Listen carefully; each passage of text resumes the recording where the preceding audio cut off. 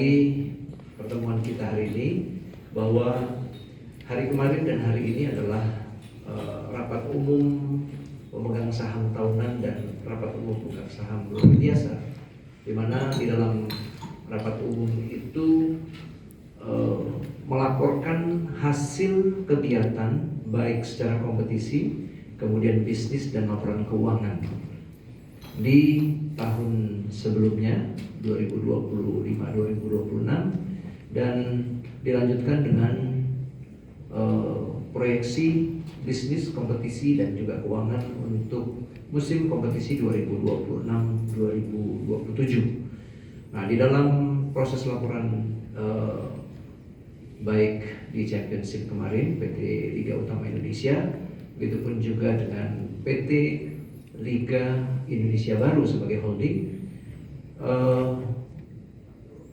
substansi utamanya bahwa Liga Utama Indonesia yang lalu, yang kemarin itu adalah anak usaha dari Liga Indonesia Baru yang menggelar atau memutar kompetisi di kasta kedua atau di Championship. Di dalam persetujuan kemarin, baik reporting hasil kompetisi dan juga bisnis serta keuangan musim kemarin dan juga proyeksi yang baru sudah mendapatkan persetujuan. Dan secara khusus yang paling utama adalah peningkatan modal daripada perseroan. Ini penting kami sampaikan kepada teman-teman wartawan bahwa peningkatan modal ini yang awalnya hanya 3 miliar menjadi 7,5 miliar, yang artinya klub akan punya deposit ya, modal setor di perseroan Liga Utama Indonesia sebagai bagian untuk memperkuat sustainability daripada penyelenggaraan kompetisi itu sendiri. Mungkin lebih tepatnya ya sudah kita lakukan di tahun ini bahwa jika ada ya permasalahan di klub ya Liga Utama, termasuk juga yang Liga 1 nanti saya sampaikan, Liga PT Liga Utama Indonesia atau di Championship League, jika ada permasalahan keuangan, tunggakan dan sebagainya, maka modal ini menjadi kuat untuk bisa kita selesaikan kepada kesulitan-kesulitan yang ada di klub itu sendiri. Selain memang ada beberapa indikator yang kita haruskan kepada semua klub-klub di kasta kedua ini untuk memperbaiki dan meningkatkan satu keharusan di klub licensing ya. Nah, kalau kemarin itu pengurangan poin di kasta kedua ini bisa dibilang ketat tetapi tidak kejam gitu. Tetapi musim yang akan datang bukan hanya ketat tetapi saklek, karena kasta kedua ini akan terus diasistensi oleh AFC dan pengurangan poin serta sanksi-sanksi akan menjadi penting untuk bisa mendapatkan satu komitmen dari klub-klub Liga 2 atau Championship ini untuk bisa lebih baik. Kemudian yang kedua akan ada peningkatan kontribusi ya, di mana kontribusi Liga 2 yang awalnya hanya 2 miliar menjadi 3 miliar ya. Nah, itu sekilas daripada Liga Utama Indonesia. Di penghujung persetujuan terhadap reorganisasi atau kepengurusan yang baru ya, disahkan direktur utamanya masih saya, kemudian ada direktur 1 Pak Asep Saputra ya, kemudian Pak Sadikin sebagai komisaris utama dan komisaris dari kalangan profesional yaitu Amir Burhanuddin sebagai pengendali daripada supervisory di PT Liga Utama Indonesia. Kenapa masih ada saya? Karena ini anak usaha, bahwa di dalam aksi korporasi itu diharuskan karena pengendali sahamnya masih mayoritas di PT Liga Indonesia Baru yaitu 52%, sementara klub adalah 48% kepemilikannya, sehingga direksi dan komisaris masih harus didominasi dari holdingnya itu sendiri. Jadi kemarin adalah laporan dari Championship atau PT Liga Utama Indonesia. Nah, hari ini akan lebih menarik rasanya, meskipun tidak basi yang kemarin. Hari ini kami menginformasikan, melaporkan hasil kegiatan di musim yang lalu, baik bisnis, kompetisi maupun keuangan, dan secara keseluruhan, secara bulat diikuti oleh 18 klub penuh. Kemarin juga 20 klub penuh, artinya quorum dan 100% hadir, termasuk satu yang hari ini 19 pemegang saham, satu saham pengendalinya adalah PSSI juga hadir, diwakili oleh Bapak Yunus Nusi. Nah, di dalam rapat umum pemegang saham tahunan dan luar biasa tadi disetujui program yang sudah dijalankan musim kemarin. Kemudian proyeksi yang kita sampaikan juga mendapat persetujuan secara penuh, sehingga awal targetnya kita di jam 7 malam akan selesai, ternyata jauh lebih cepat, karena memang kita sudah mendahului setiap ada kebijakan-kebijakan baru, termasuk juga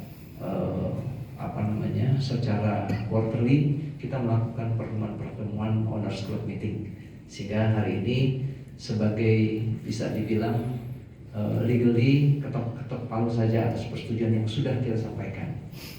Nah, yang terakhir adalah ada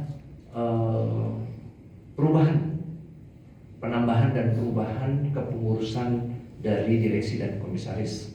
Ya, yang pertama di komisaris utama, komisaris juara musim lalu, ya, yang awalnya akan berganti kepada salah satu komisaris yang ada di Persib, ternyata tidak jadi, tetap Pak Glenn. Kemudian komisaris independennya adalah Pak Muhammad Lutfi, dan satu ex officio representasi dari eksekutif komite atau ke sekjen. Itu anggaran dasar kita tertera bahwa komisaris utama adalah ex officio eksekutif komite dalam kurung ketua umum, wakil ketua umum 1 maupun 2, dan atau sekretaris jenderal. Nah, atas speech yang disampaikan oleh Pak Prof. Amali, ya, beliau mengundurkan diri karena alasan dan kesibukan beliau. Kemudian PSSI menunjuk Pak Yunus Nusi sebagai komisaris utama. Yang berikutnya direksi, ya, yang awalnya cuman hanya dirut, kemudian direktur bisnis dan administrasi Pak Sadikin Aksa, dirutnya adalah saya, kemudian dipecah, ya, direktur bisnis adalah Pak Sadikin, kemudian direktur finance dan administrationnya itu Pak Teddy Cahyono sebelah kiri, ya. Mau tepuk tangan boleh, mau tepuk tangan iya. Tepuk tangannya buat Pak Teddy, buat Pak Sekjen. Ya, kemudian direktur kompetisinya yang tadinya direktur ops menjadi direktur kompetisi Pak Asep Saputra. Nah, tentunya perubahan pengurus ini untuk memperkuat internal di liga sendiri, termasuk memperkuat pengawasan di komisaris.